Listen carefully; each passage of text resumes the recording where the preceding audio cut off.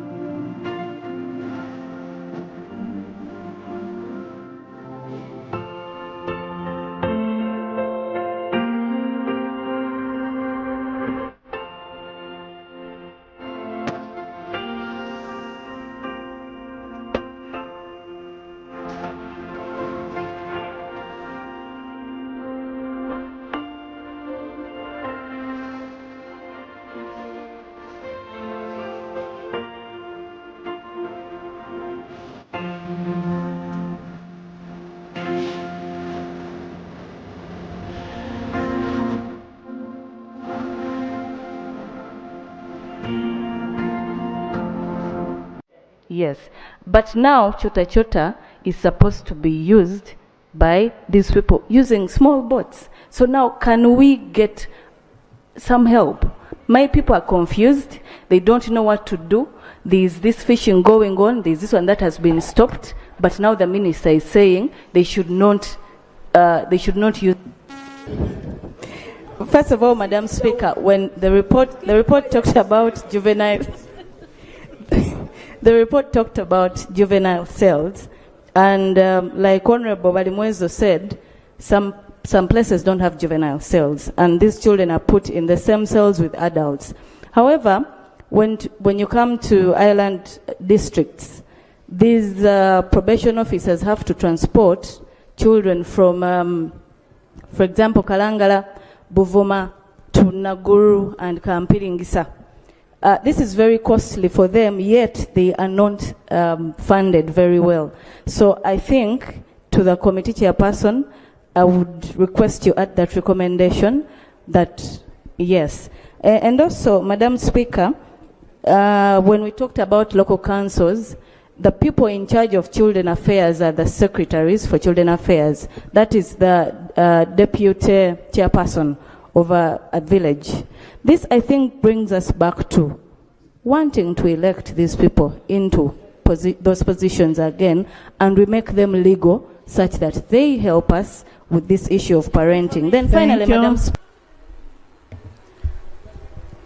Thank you, Madam Speaker, for this opportunity.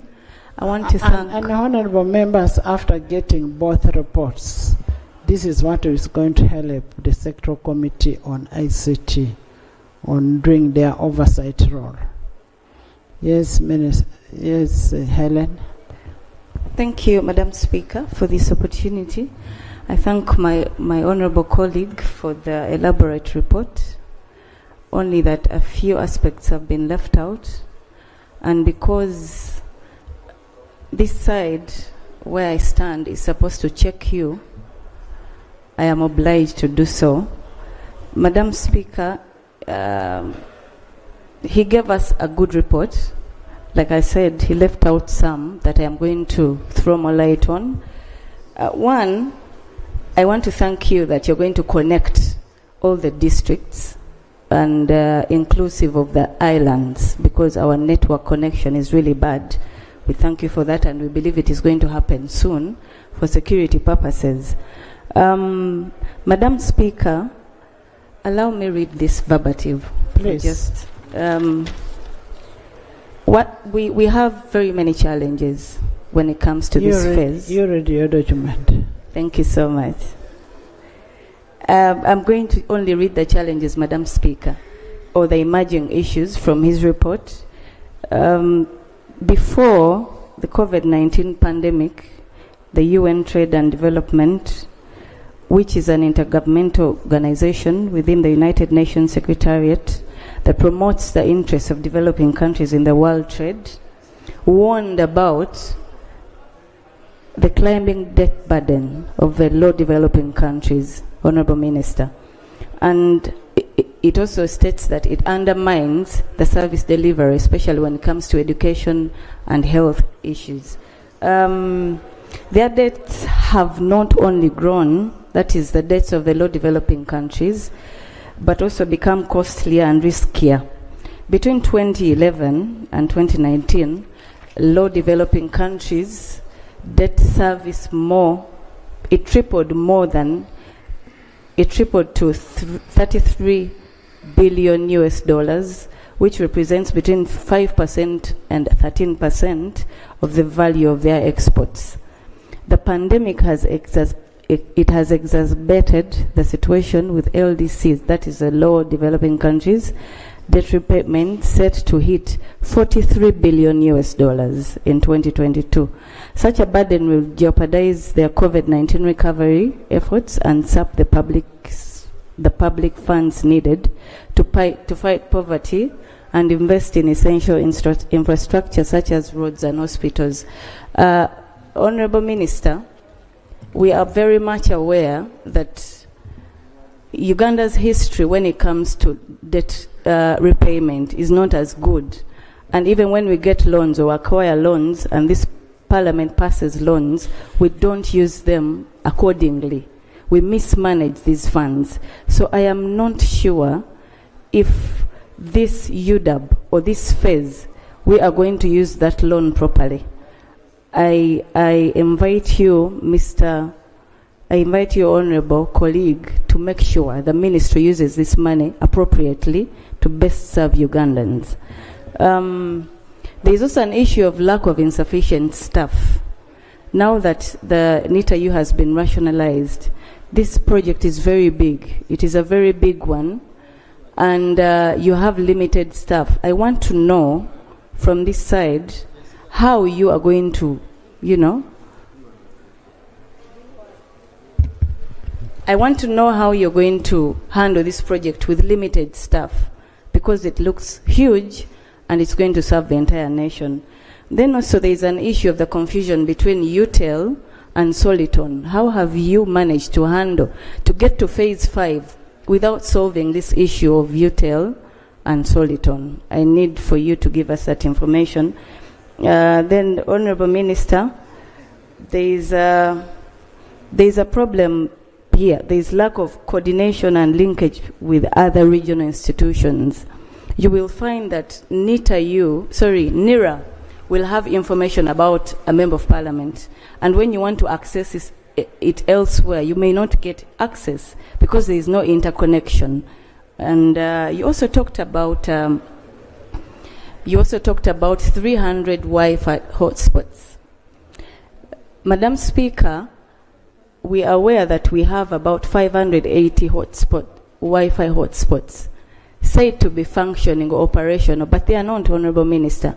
I will implore you, Honourable Minister, to get your phone, if you can, and look for my UG. It is one of those networks you say are functional and are operating.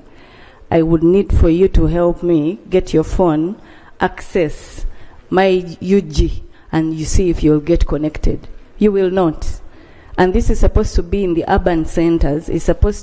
We are saying we have 580 spots that are connected, but it's not working. So now how are the 300, how sure are we that the 300 are going to work, that they are going to be connected and our people get the service required? So I need for you to clarify on that. Then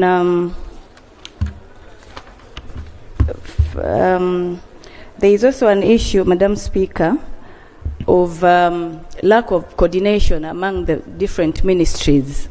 For example, if the Ministry of ICT wants to, connect the NBI, they will have to dig. They will have to go through the roads. And you will find the road has just been constructed, but now you want to put through a line. Why don't you coordinate with the other ministries to see? I mean, there is no coordination between the maybe Ministry of Works and Transport and ICT. You will find that we are destroying a road. Last time my car got issues because I hit a hump that was just put that I wasn't aware of because there was an NBI passing. So for me, a fiber. So I think you should work hand in hand. The ministry should be able to work hand in hand such that the people of Uganda get the service required. Madam Speaker, with that said, I want to thank you for giving me this opportunity. Thank you. And I request the Minister to give me the response. Thank you. Thank you, Mr. Speaker. Like a colleague said, Mr. Speaker, the budget should speak to the people and it should be people-centered. Mr. Speaker, it does not specify or it does not show or include the money to fund fuel for ambulances on the lake. We are grateful we got both ambulances to help our people in the islands, all islands, by the way, Buvuma, Namayingo, Kalangala. But unfortunately, these have not been funded. We don't have fuel. A boat cannot consume water, Mr. Speaker, to take somebody from one island to the next or to either Entebbe or a main hospital. So I don't know what these were thinking about procuring ambulances without fuel. We were even thinking they should give them to some of us to use them as maybe tourism boats or leisure boats. What are they doing? They're just parked somewhere and they are not helping our people. Actually, I think government should rethink about giving island districts hospitals. Because if you buy an ambulance, and this ambulance has to take people from Kalangala to Entebbe to get a hospital, it means, and you have not given us fuel, it means you should construct hospitals for these island districts for people to access health care. And then, Mr. Speaker, Kalangala district is next to Masaka, one of the main roads from Bukakata is a ferry. But that thing is very small for government to construct a bridge. What are you thinking about, Mr. Musasizi? What are you thinking about that? Can't you, in your, can't we? Order. Honorable Musasizi. Mr. Speaker, I need protection from...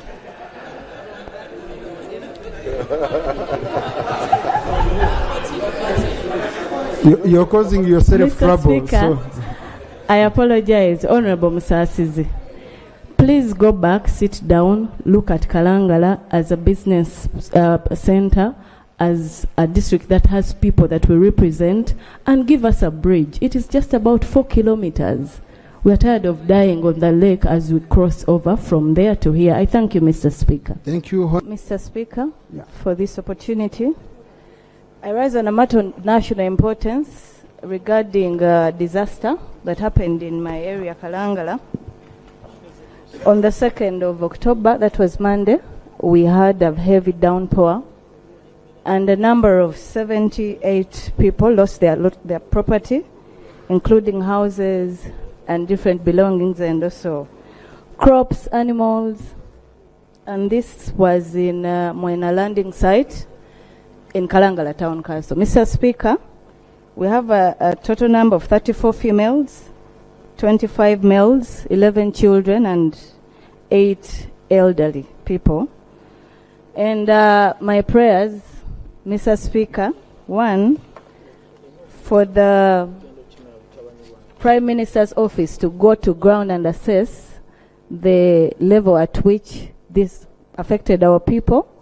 And secondly, for the very first time in the history of Uganda, for Kalangala to get relief items, because we have never gotten any from this government. Yes, relief items. I represent Kalangala, I know what I'm saying. Thank you so much, Mr. Speaker, for your opportunity. Mr. Speaker, and we thank the chairperson for the report. Mr. Speaker, when we talk about limited funds, I think it is unfair to the national medical stores, because government is supposed to do this for the entire country. But if these people keep crying and singing this song, it is unfair to all of us. I think that is why they even end up procuring small-size condoms for our people.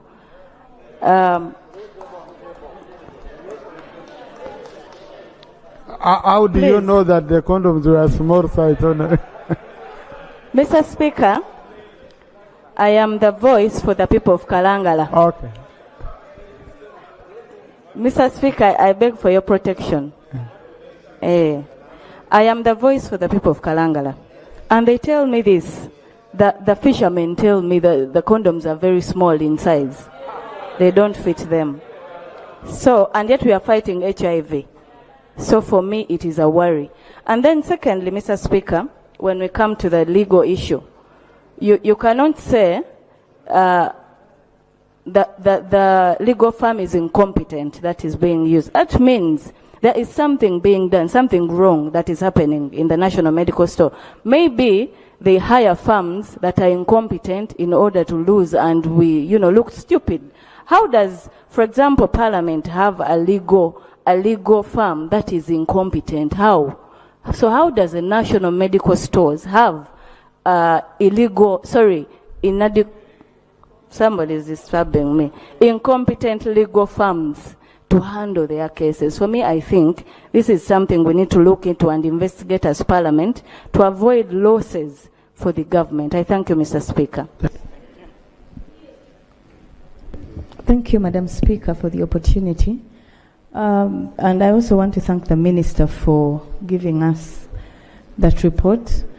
Madam Speaker, coming